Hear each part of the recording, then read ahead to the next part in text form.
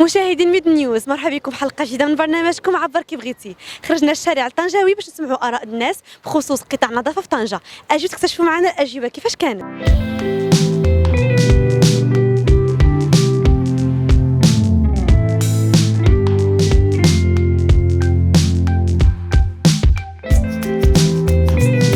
كيفاش كتشوف قطاع النظافه في طنجه؟ واش الشركات قايمين بالدور ديالهم؟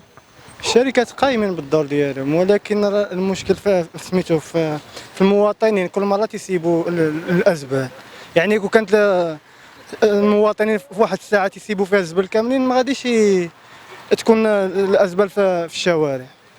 يعني بنادم ما تيفكرش. دابا هذاك الراجل ديال النظافه بالنسبه لي انايا خدمه شريفه، بالنسبه لواحد اخر تيقول هذاك راه النظافه سيء. يعني الشعب يفهم راسو ويسيب الازبال ديالهم في الموضع ديالهم، ماشي بحال في اي بلاصه ينزلهم ويزيد بحال هذا هو الموضوع دي.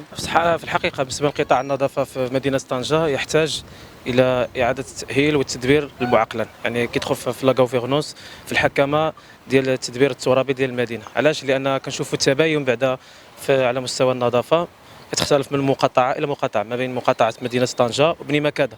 خصوصا مقاطعة بني مكادة كنشوفوا فيها انعدام النظافة بشكل كبير وسوء التدبير يعني كبير وعشوائي، خصوصا أن كنشوفوا الأزبال على قارعة الطريق كتنتشر في جميع الأماكن ديال بني مكادة، رغم كاين واحد المجهودات صراحة مشكورين عليها، ولكن كتبقى جد ضعيفة، كتحتاج تضخم. مثلا على مستوى مركز المدينه هي جيده، ولكن في هوامش خصوصا في مقاطعه بني مكادة اللي هي كتشكل اكبر نسبه ديال ساكنه مدينه طنجه، فكنظن انهم خصهم باقي مزيد من العمل ومزيد من الشغل. شكرا. صراحة طنجة مدينة ماشية في تطور رائع، لأنه الشركات ما شاء الله كنلاحظوا دابا مساحات خضراء كثارين. الشوارع صراحة الشركات خدامين شغلهم، ولات نقية ولا مساحات خضراء فين يمشيو الناس، ماشي بحال الأول. لا كنلاحظ بزاف ديال التطور في طنجة. طنجة ولات واعرة، حتى عدد السياح ولاو ماجيين بزاف كثر صراحة لهذه المدينة هذه، سواء داخليا ولا الخارج. شنو رايك في قطاع النظافه في طنجه؟ اختي بالنسبه لقطاع النظافه في طنجه كيبان مزيان، ولكن كاين مشكل عند المواطن، حيت واخا الناس قايمه بالدور ديالهم، الناس ديال البيئه قايمه بالدور ديالهم، الا وحنا كنزيدوا عاد نزيدوا نوسخوا. خاصنا نشوفوا شي حل لهذا الشيء هذا.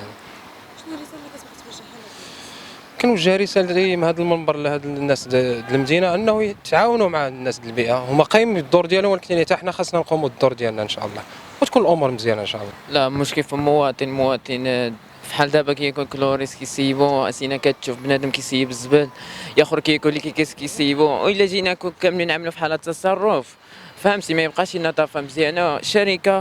شركات قايمين بالدور ديالهم، ولكن بنادم والو، بنادم ما قايمش بالدور ديالو.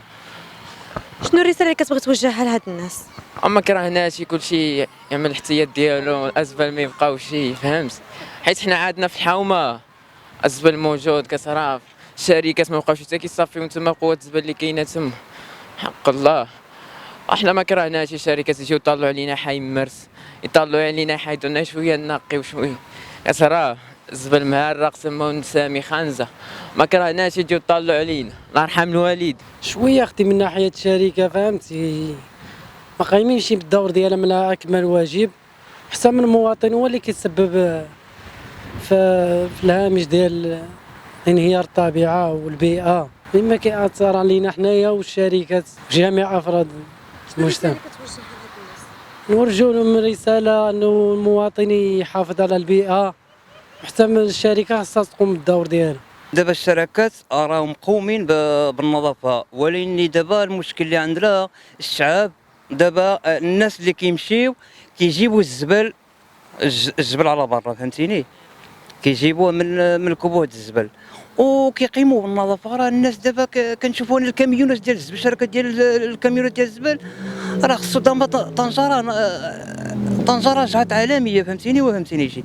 دابا خصو هما يقيموا، راه كيجيو من هنا على برا، كيجيو الناس على برا، كيجيو من هولندا، من بلجيك، من الالمان، من الدنمارك، من السويد، من الامريكان، فهمتيني. خصو ينظموا، حنايا خصنا نتقدموا نوصلوا واحد المستوى يعني مزيانه. كيفاش كتشوف قطاع النظافه في طنجه؟ واش الشركات قايمين بالدور ديالهم؟ نعم قايمين بالدور ديالهم، ولكن حنا عندنا مواطن هو اللي ما كيقومش بالدور ديالو، هو اللي كيفهمش، هو اللي كيسيب في الشارع. عندنا مواطن هو اللي كيقلل الاحترام، اما رجال النظافه قايمين بالوظيفه ديالهم بحال اللي كنقول. الرساله اللي كنوجهوا لهاد الناس هادو خصهم يكونوا شويش محترمين، ماشي كل سيب في الطريق سيرفيسات تهرس في الطريق، اي حاجه في الطريق. ديفو هو من المواطن ديالنا، وكنقولوا لهم احترموا شويش. عندك الناس خدامين تا هما جبات ديال الحفل، ما يكونش شويش هيدا وشويش هيدا، ما خصوش يقاصح واحد على واحد الاتجاه، وهذا الشيء اللي كاين. ما تنساوش الاشتراك في القناه والضغط على زر الاعجاب باش توصلوا بكل جديد ميد نيوز.